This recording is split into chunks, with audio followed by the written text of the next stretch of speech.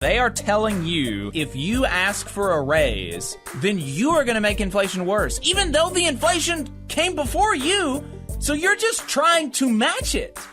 Which side are you on? Which side are you on? The New York Times has a daily podcast, and the other day they talked about inflation in just a really, really insane way. And the way that they talked about it was the ways that you as an individual can make inflation better or worse. And I think maybe we'll be able to start seeing the problem already.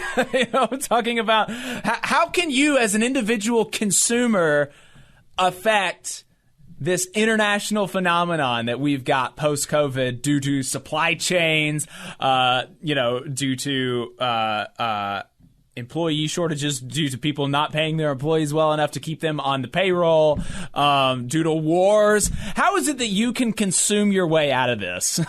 Yeah, just put me in charge of the economy and I'll get right on that. Yeah. So let's listen to their prescription for how to make inflation better. What's the second behavior that contributes to inflation going down? So another thing you'll often see from people who think that this is just a temporary situation is they try to just kind of supplement their income on the side by working a little bit more. That can be good for two reasons. A, it can obviously help people deal with the inflationary burst. B, it means that there are more workers in the economy putting in more hours.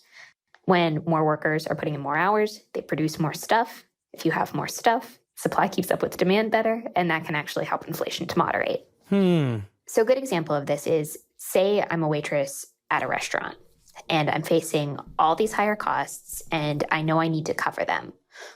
One option I have, if I think that these costs are going to be temporary, is to just work more hours, try and make a little bit more money so that I can cover my rising costs. As I work more hours, as I increase my labor supply, it means that my employer is able to sell more dinners without having to hire somebody else to work alongside me. The fact that it's not having to hire from one of my competitors likely means that it doesn't have to pay more in wages. And that means that higher labor costs aren't getting passed along to the consumer through menu price hikes. And so my improved labor supply could actually help to keep prices for consumers under control. So that's interesting. You can make inflation better by working more. Let's see how you can make it worse. Okay, so what are the examples of reactions to inflation that make inflation worse? So let's go back to our waitress here. If our waitress thinks that this inflation is going to last forever, that not only are prices going to stay high, but they are going to continue rising, and that that's going to go on year after year, month after month for a long time, she's probably not going to just plan on increasing her hours indefinitely. Instead, she's going to ask for a big wage increase. And if she doesn't get it, she's going to leave the company and try and get a different job somewhere else that will pay her a lot more. As that happens, the company that is paying her a lot more, whichever restaurant ends up being her employer, is going to have to charge customers more for, the eggs and toast she's serving up every day because her labor costs have increased a lot. They know she's a valuable employee. They want to pay her for it, but they also, do need to make a profit. And so we're going to see higher prices on the menu. And that is how you get an inflationary spiral. This is the bad news outcome where higher expectations for inflation lead to higher wages and higher prices in a sustainable way that kind of chase each other. Right. It's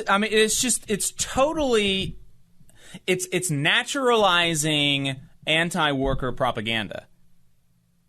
It is naturalizing propaganda, naturalizing the system that we've got, naturalizing the way that inflation is, and it is anti-worker propaganda. They are telling you that if you ask for a raise to match the inflation that has already happened, then you are going to make inflation worse, even though the inflation came before you. So you're just trying to match it by asking for even a 10% raise. If you ask for a 10% raise right now, you would have matched inflation. You would have just matched inflation. But according to the New York Times, you'd be making it worse. There's nothing on corporate profiteering in this episode of the New York Times Daily Podcast. There's no mention of the fact that asking for a raise would trail inflation. No mention of the fact that wage growth has been slower than inflation, 50% as much as inflation up to this point.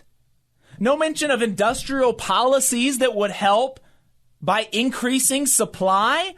Because the economics 101, the 101 explanation of inflation is too much money chasing too few things. Well, you could try to take more money out of people's pockets, but you could also try to make more things. Because that is a key issue that we're facing right now, is that the supply chain is not getting the goods and services to people that they want to purchase. There's no mention of maybe to combat inflation, we can have the government force corporations to bring prices down, like they're actually doing with the Inflation Reduction Act and putting a cap on Medicare prescription drug pricing. Such as that is. I mean, as watered down as that is. But there's a That's portion a policy. of that there was a policy that was cut by Republicans. There was a policy that was cut by Republicans, a proposal to cap the price of insulin at $35, whereas right now the average price is like $100. That would be a 30% reduction in life-saving medication for millions of people across the country. That would obviously affect inflation so much more than whoever it is that is listening to the New York Times Daily Podcast that is going to work an extra 10 hours a week, as opposed to asking for a raise. I mean, the whole concept itself is asinine. It's insane. I understand there is a time and place to give people advice as individuals acting in the economy, ways to save money, way to, be smart with your finances. That's all fair. I mean, that's real. But there's a difference between telling people, hey, you should clip coupons and swap brands and do this and that, update your budget. But affecting inflation, really? Yeah. That's totally a different animal. That's not our place as individuals. To the extent that we have individual responsibility here, it's to organize and advocate for a better political economy.